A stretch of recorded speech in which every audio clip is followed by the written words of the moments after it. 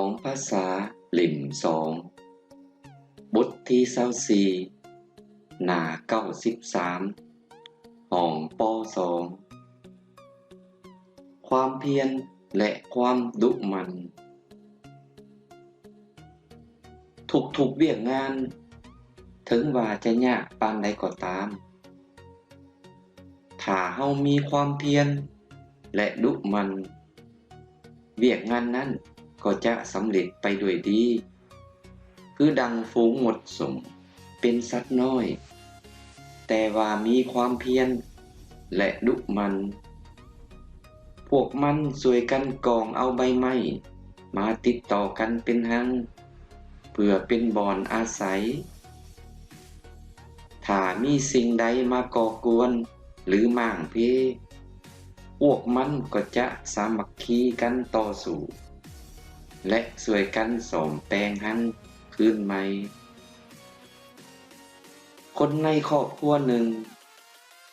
ถ้าว่ามีความเพียรและดุมันช่วยกันเฮ็ดเวียกครอบครัวนั้นก็จะคอยมีความสุขนักเรียนแต่ละคนถ้าว่ามันมาโรงเรียนและตั้งใจเรียนในตอนหน้าก็จะมีความรู้และฉลาดหลายขึ้นฉะนั้น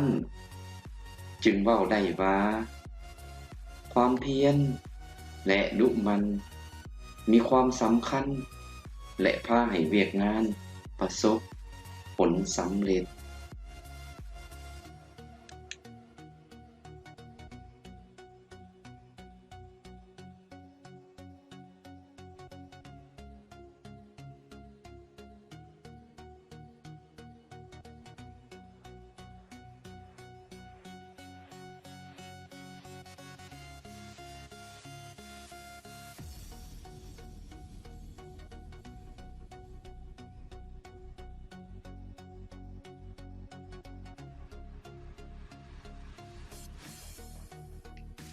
Sống ngự lượt hai Bài 24 Trang 93 Sự cần cù và siêng năng Mọi công việc dẫu rằng có khó đến mấy đi chăng nữa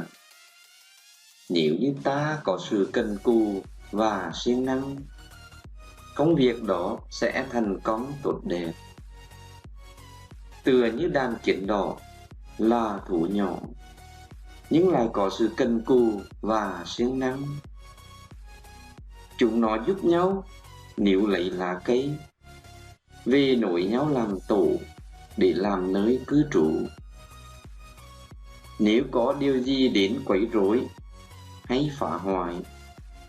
chúng nó sẽ đoàn kết nhau chiến đấu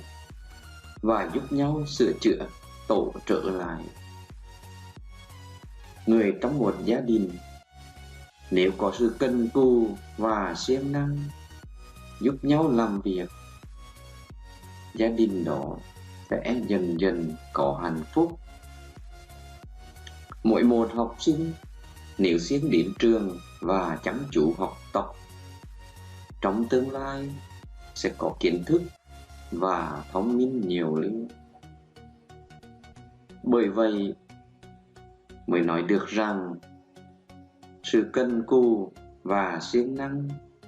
có tầm quan trọng và làm cho công việc đạt được thành quả